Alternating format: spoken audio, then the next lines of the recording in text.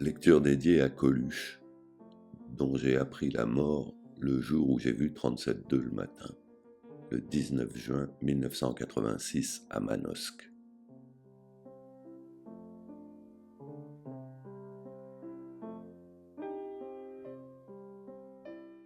Philippe Dian, 37.2 le matin. Bernard Barrault, 1985. Ça m'a laissé songeur, mais pas très longtemps, parce que je me suis immédiatement rembarqué pour Babylone. Richard Brotigan.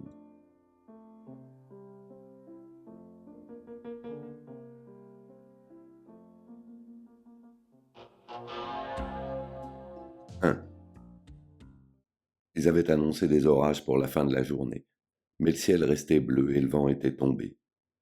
Je suis allé jeter un œil dans la cuisine pour vérifier que les trucs collaient pas dans le fond de la casserole, mais tout se passait à merveille. Je suis sorti sur la véranda armé d'une bière fraîche, et je suis resté quelques instants avec la tête en plein soleil. C'était bon. Ça faisait une semaine que je prenais le soleil tous les matins en plissant des yeux comme un bienheureux. Une semaine que j'avais rencontré Betty. J'ai remercié le ciel une nouvelle fois, et j'ai tendu la main vers ma chaise longue avec une petite grimace de plaisir. Je me suis installé confortablement comme un type qui a du temps devant lui, et une bière dans la main. Durant toute cette semaine, j'avais dû dormir une vingtaine d'heures à tout casser, et Betty encore moins. Peut-être pas du tout, j'en sais rien. C'était toujours elle qui me secouait. Il y avait toujours quelque chose de mieux à faire. « Tu vas pas me laisser toute seule, elle disait. Qu'est-ce que tu fabriques? Réveille-toi. » J'ouvrais les yeux et je souriais. Fumer une cigarette, baiser ou raconter des histoires, j'essayais de tenir le rythme.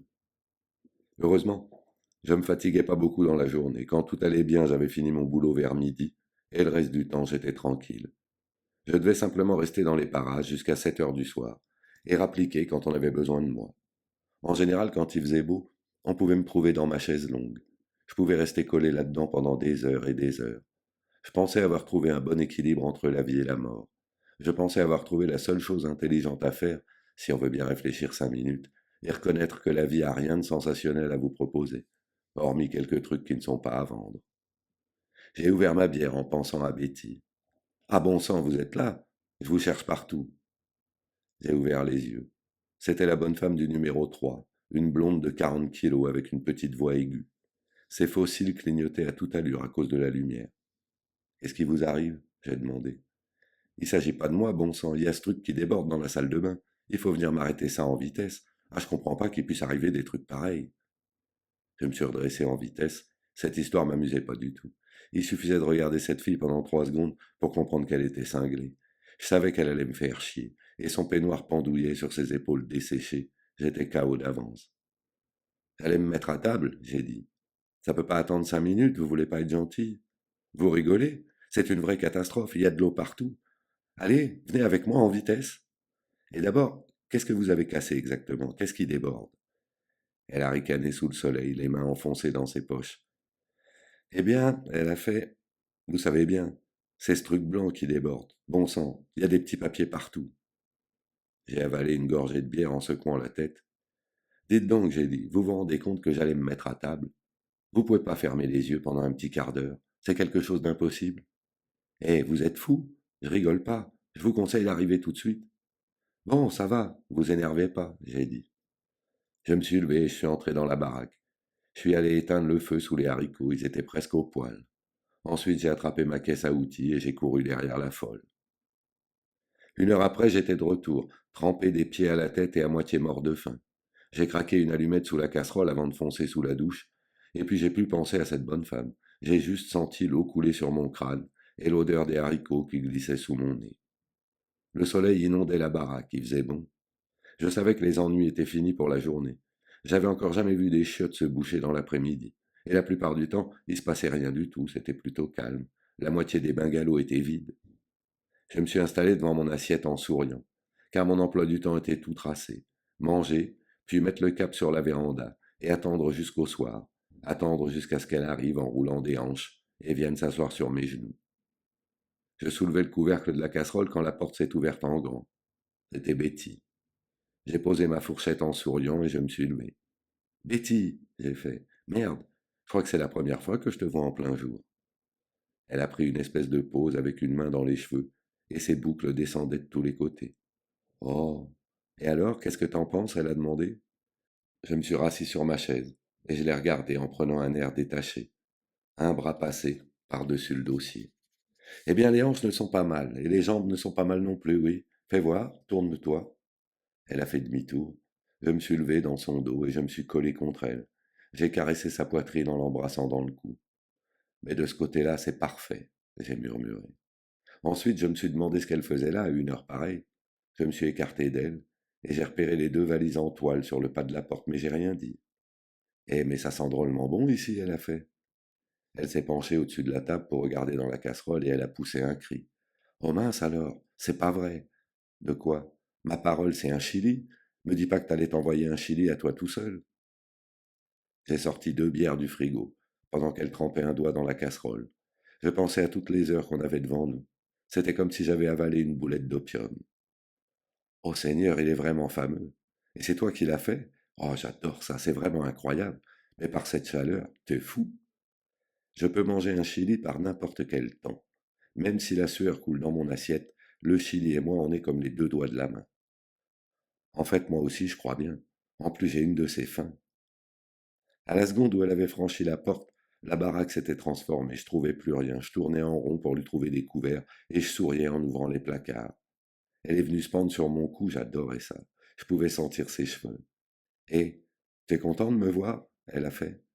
Laisse-moi le temps de réfléchir. C'est tous des salauds, je t'expliquerai plus tard. Betty, il y a quelque chose qui va pas.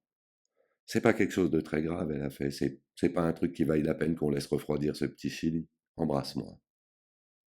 Après 2 ou 3 cuillères de haricots bien épicés, j'avais oublié ce petit nuage. La présence de Betty me rendait euphorique, et d'ailleurs, elle riait tout le temps. Elle me complimentait pour mes haricots, elle faisait mousser ma bière, elle tendait la main par-dessus la table pour me caresser la joue.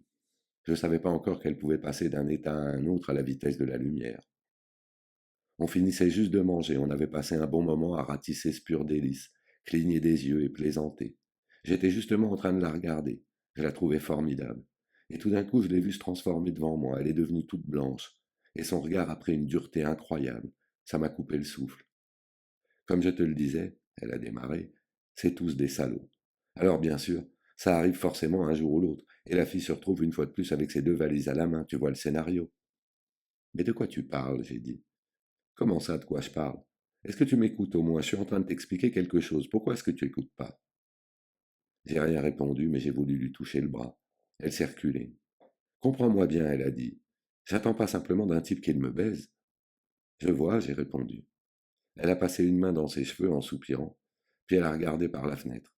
Rien ne bougeait dehors, simplement quelques baraques arrosées de lumière, et la route qui filait tout droit à travers la campagne, qui attaquait les collines tout au fond. Quand je pense que je suis resté un an dans cette boîte, elle a murmuré. Elle regardait dans le vide, les 2 mains serrées entre les jambes et les épaules voûtées, comme si elle se sentait fatiguée d'un seul coup. Je l'avais encore jamais vue comme ça. Je connaissais juste ses rires, et je pensais qu'elle était d'une énergie à toute épreuve. Je me demandais ce qui arrivait. Un an, elle a enchaîné. Et chaque jour que Dieu fait, ce salaud a louché sur moi, et sa bonne femme nous a cassé les oreilles du matin au soir. J'ai bossé pendant un an, j'ai servi des tonnes de clients, j'ai astiqué les tables et balayé la salle, et voilà le résultat. Le patron finit par vous glisser une main entre les jambes, et tout est à recommencer à zéro. Moi et mes 2 valises. Et j'ai juste de quoi tenir un petit moment, ou m'acheter un billet de train. Elle a secoué longuement la tête, puis elle a levé les yeux sur moi, et maintenant elle souriait. Maintenant je la reconnaissais. Et tu sais pas la meilleure, elle a fait, c'est que j'ai même plus un coin pour dormir. J'ai ramassé mes affaires en quatrième et les autres filles me regardaient avec des yeux ronds. Je reste pas une seconde de plus, je leur ai dit. Je pourrais pas supporter de voir cette gueule de salaud une nouvelle fois. J'ai ouvert une bière sur l'angle de la table. Eh bien, laisse-moi te dire que tu as eu raison. J'ai fait. Je te donne raison à 100%. Ses yeux verts ont pétillé vers moi. Je sentais la vie revenir en elle, l'attraper par les reins et secouer ses longs cheveux au-dessus de la table. Ouais, ce type avait dû se fourrer dans la tête que je lui appartenais. Tu vois le genre? Oui, oui, bien sûr que je vois. Fais-moi confiance. Et je crois qu'ils deviennent tous dingues à partir d'un certain âge. Tu crois? Bien sûr, parfaitement. On a débarrassé la table, et ensuite j'ai pris les 2 valises et je les ai portées à l'intérieur. Elle s'occupait déjà de la vaisselle. Je voyais de l'eau qui giclait devant elle, et elle m'a fait penser à une fleur étrange munie d'antennes translucides et d'un cœur en sky mauve, et je connaissais pas beaucoup de filles qui pouvaient porter une mini-jupe de cette couleur-là avec autant d'insouciance. J'ai lancé les valises sur le lit. Dis donc, j'ai fait, dans un sens, c'est plutôt un bon truc qui nous arrive. Ouais, tu trouves? Ouais. En général, j'ai horreur des gens, mais je suis content que tu viennes habiter chez moi. Le lendemain matin, elle était debout avant moi. Ça faisait tellement longtemps que j'avais pas pris mon petit déjeuner avec quelqu'un. J'avais oublié ça. Je me souvenais plus comment ça faisait. Je me suis levé et je me suis habillé sans dire un mot. Je l'ai embrassée dans le cou en passant derrière elle, et je me suis assis devant mon bol. Elle se beurrait des tartines aussi larges que des skis nautiques, en roulant des yeux, et je ne pouvais pas m'empêcher de sourire. La journée commençait vraiment bien. Bon, je vais essayer de liquider mon boulot en vitesse, j'ai dit. Je fais un aller-retour en ville. Tu veux venir avec moi? Elle a lancé un coup d'œil circulaire dans la baraque en secouant la tête. Non, non, je crois qu'il faut que je remette un peu d'ordre dans tout ça. Hein? Vaudrait mieux. Je l'ai donc laissé, et je suis allé sortir la camionnette du garage. Ensuite, je me suis garé devant la réception. Georges dormait à moitié sur sa chaise, un journal ouvert sur le ventre. Je suis passé derrière lui, et j'ai attrapé un cinq de linge. Oh, c'est toi? Il a fait. Il a empoigné un sac et m'a suivi en bâillant. On a lancé des sacs dans le fond de la camionnette, et on est retourné chercher les autres. J'ai encore vu cette fille hier, il a dit. J'ai rien répondu. J'ai traîné un sac. Je crois que c'est toi qu'elle cherchait. Hein? C'est pas toi? Il arrivait en traînant la patte. Le soleil commençait à taper dur. Une fille avec une petite jupe mauve et des grands cheveux noirs, il a ajouté. À ce moment-là, Betty est sortie de la baraque et elle est venue vers nous en courant. On l'a regardée arriver. Tu veux parler d'une fille dans ce genre-là? J'ai demandé. Bon sang, il a fait. Tout juste. Et c'est bien moi qu'elle cherchait. Ensuite, j'ai fait les présentations et pendant que le vieux faisait son numéro de joli cœur, je suis monté prendre la liste des courses épinglées près du guichet. J'ai plié le papier dans ma poche et je suis retourné à la voiture en allumant ma première cigarette. Betty était installée sur le siège du passager, elle discutait avec Georges à travers le carreau. J'ai fait le tour et je me suis glissé derrière le volant. Réflexion faite, elle a dit, je me suis décidé pour la balade. J'ai passé mon bras par-dessus son épaule et j'ai démarré en douceur, histoire de faire durer le plaisir. Elle m'a passé un chewing-gum à la menthe. Elle a balancé les papiers par terre. Elle s'est serrée contre moi tout le long du chemin. J'avais pas besoin d'ouvrir le Yeking pour savoir que c'était trop beau. On s'est d'abord débarrassé du linge, et ensuite j'ai porté la liste de courses au magasin d'en face. Le type était en train de coller des étiquettes dans tous les sens. Je lui ai glissé le papier dans la poche. Te dérange pas, j'ai dit. Je passerai prendre ça tout à l'heure, et n'oublie pas ma bouteille. Il s'est relevé un peu rapidement et s'est planté le crâne dans une étagère. Ce type était déjà moche en temps normal. Maintenant il grimaçait. On a dit une bouteille tous les 15 jours, on n'a pas dit une bouteille par semaine, il a fait. D'accord, mais j'étais obligé de prendre un associé, je suis obligé d'en tenir compte à présent. Qu'est-ce que c'est que cette histoire? C'est pas une histoire, mais ça changera rien entre nous. Je continuerai à faire mes courses chez toi si tu sais te montrer un peu intelligent. Bon Dieu, une par semaine, ça commence à faire mal. Tu crois que c'est rose pour tout le monde? À ce moment-là, il a aperçu Betty qui m'attendait dans la camionnette avec son petit débardeur blanc et ses boucles d'oreilles fantaisie qui clignotaient dans la lumière. Il a joué 2 ou 3 secondes avec sa bosse en secouant la tête. Non, je dirais pas ça, il a fait. Mais je crois qu'il y a quelques salopards qui s'en tirent mieux que les autres. Je ne me sentais pas en position de force pour discuter de ça. Je l'ai laissé planter au milieu de ses boîtes et je suis retourné à la voiture. Bon, on a un peu de temps devant nous, j'ai dit. Est-ce que tu as envie de manger une glace? Oh Jésus-Marie, je te crois. Je connaissais bien la vieille qui vendait les glaces. J'étais un de ses meilleurs clients dans la catégorie glace alcoolisée. Et elle laissait assez souvent la bouteille sur le comptoir. Je lui faisais un peu de conversation. Je lui ai envoyé un petit signe en arrivant. J'ai installé Betty à une table et je suis allé passer la commande. Je crois que je vais me décider pour 2 sorbets à la pêche, j'ai dit. Je suis passé derrière pour lui donner un coup de main. J'ai sorti 2 coupes qui devaient contenir pas loin du litre pendant qu'elle plongeait ses bras dans la glacière fumante. J'ai ouvert les placards pour chercher le bocal de pêche. Eh, dites-moi, elle a fait. Je vous trouve bien excité ce matin. Je me suis relevé et j'ai regardé Betty assise dans la salle avec ses jambes croisées et une cigarette aux lèvres. Comment vous la trouvez? J'ai demandé. Un peu vulgaire.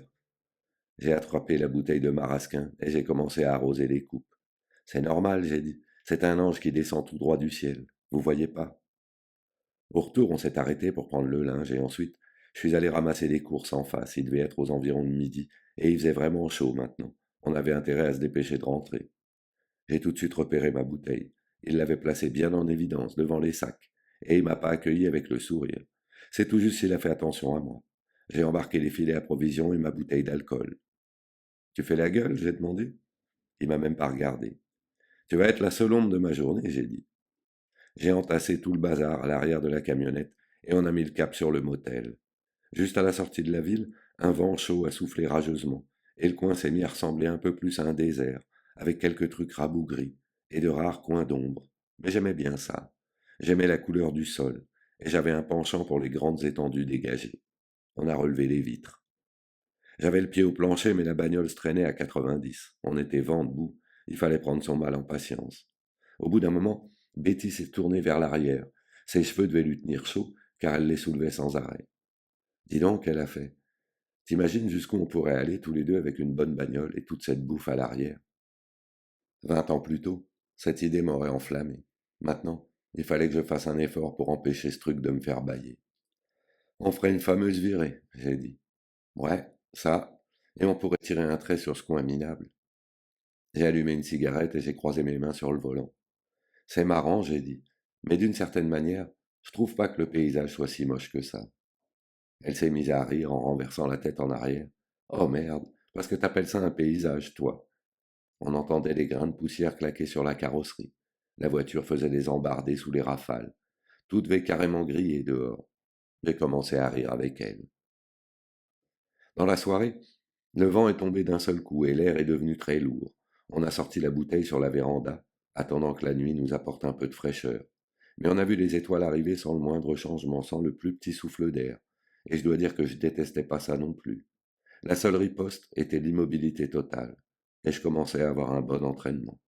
En 5 ans, j'avais eu le temps de mettre quelques trucs au point pour supporter les grosses chaleurs. Mais ça devenait une autre histoire avec une fille dans les parages. Il s'agissait pas de faire le mort dans ces moments-là. Après quelques verres, on a essayé de se caser tous les deux dans la chaise longue. On transpirait dans le noir, mais on faisait comme si tout était parfait. On fait toujours comme ça au début. On est prêt à supporter n'importe quoi. On est resté comme ça un long moment, sans bouger, à respirer dans un dé à coudre. Puis elle s'est tortillée un peu et je lui ai servi un verre pour la calmer. Elle a poussé un long soupir, capable de déraciner un arbre. Je me demande si je vais réussir à me lever, elle a fait. Abandonne cette idée, dis pas de bêtises. Y a rien qui soit assez important pour... Je crois que j'ai envie de pisser, elle m'a coupé. J'ai glissé une main dans sa culotte et je lui ai caressé les fesses. Elles étaient formidables, avec un petit filet de sueur qui lui coulait des reins, et sa peau était douce comme la figure du bébé Cadom. Je voulais penser à rien, je l'ai serré contre moi. Seigneur, elle a fait, m'appuie pas sur la vessie. Malgré tout, elle a passé une de ses jambes par-dessus les miennes, et elle a cramponné mon t-shirt d'une drôle de manière. Je voudrais te dire que je suis contente d'être avec toi. Je voudrais qu'on reste ensemble si c'est possible. Elle avait dit ça d'une voix tout à fait normale, comme s'il s'était agi d'une réflexion quelconque sur la couleur de ses godasses ou la peinture écaillée du plafond. J'ai pris ça sur un ton léger. Eh bien, ça me paraît possible. Ça devrait pouvoir marcher. Voyons, j'ai pas de femme, pas d'enfant, j'ai pas une vie compliquée, j'ai une baraque et un petit job pas fatigant. Je crois que je suis une bonne affaire en fin de compte. Elle s'est aplatie un peu plus contre moi, et on s'est vite retrouvés trempés des pieds à la tête. Malgré la température, c'était pas désagréable. Elle m'a mordu l'oreille en grognant. J'ai confiance, elle a murmuré.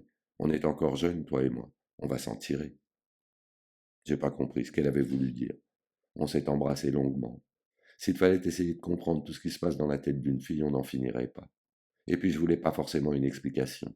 Je voulais juste continuer à l'embrasser dans le noir et lui caresser les fesses aussi longtemps que sa vessie tiendrait le coup.